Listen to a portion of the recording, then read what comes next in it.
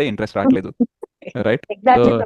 అట్లా మధ్యలో ఉండిపోతాం అనమాట. పోనీ ఇక్కడ భౌతికంగా ఇప్పుడు కృష్ణ గురించి తెలియకపోతే సరే లేదో మూర్ఖత్వంలో ఎంజాయ్ అన్నా చేసేవాళ్ళమేమో. ఇప్పుడు అటు ఇటు కాకుండా అయిపోయింది అని అంటుంటది. సో చాలా మందికి దీన్ని ఏమంటారంటే మిడిల్ లైఫ్ క్రైసిస్ అంటారు.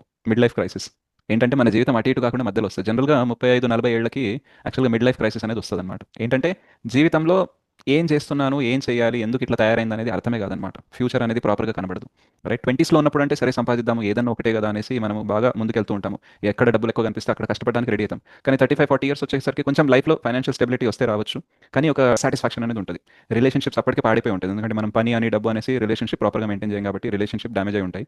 ఫైనాన్షియల్గా మేబీ బాగా ఇన్వెస్ట్మెంట్లు అవి ఇవి చేసి ఈఎంఐలో ఆల్రెడీ ఇరుక్కొని ఉంటాము. సో ఒక రకంగా స్టెబిలిటీ ఉంటుంది కూడా, ఉండదు కూడా. సో లైఫ్లో నేను ఏం చేయాలనుకుంటున్నాను, ఏం చేస్తున్నాను, అసలు నా ఫ్యూచర్ ఏంటి అనే క్లారిటీ ఉంటుంది. దీని ఏమంటారంటే మిడ్ లైఫ్ క్రైసిస్ అంటారు.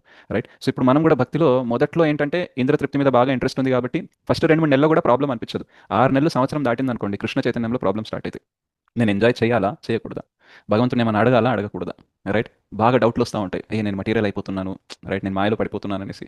రైట్? మాయలో పడిపోవడానికి ఏం లేదు, మనం ఆల్రెడీ మాయలోనే ఉన్నాము, కాకపోతే అట్లా అనిపిస్తూ ఉంటుంది అనమాట మనకి. సో దీని ఏమంటారంటే మిడ్ లైఫ్ క్రైసిస్. సో ఇటు మహామాయ మొత్తం తన కంట్రోల్ కూడా మనం లేము, ఇటు యోగమాయ కంట్రోల్ కూడా రావట్లేదు, మధ్యలో ఉన్నామన్నమాట. సో రాధా గోపినాథ్ ప్రభు చెప్తారనమాట, ఒకవైపు ఏమో భవసింధు, ఇంకొక వైపు ఏమో భక్తి రసామృత సింధు, మధ్యలో మనం బిందు. అటు ఇటు కాకుండా వెయిట్ చేస్తున్నాం, ఇటు వెళ్ళాలా, అటు వెళ్ళాలి, ఇటు వెళ్ళాలా, అటు వెళ్ళాలా. రైట్? సో అందుకనే చాలా కష్టమైన సిచ్యువేషన్. అందుకని ఏం చేయాలంటే మనము తొందరగా ఇటువైపు వెళ్ళాలా. వెనక్కి వెళ్ళాలనుకుంటున్నారా మహామాయ వైపు? తిన్న దెబ్బలు సరిపోయినా నో సరిపోలేదా? ప్రాబ్లం. ముందుకు ప్రయత్నించదు. ముందుకే వెళ్ళాలి. రైట్? మేము బిజినెస్లో ఉన్నప్పుడు మా సీనియర్ ఒక విషయం చెప్పేవాడు అనమాట. If you think your life is hell, then keep moving, because hell is not a place to stay. నీ జీవితం నరకంలో ఉందని అనుకుంటున్నావా? అయితే ముందుకు వెళ్తూ ఉండు, ఎందుకంటే నరకం ఉండాల్సిన చోటు కాదు.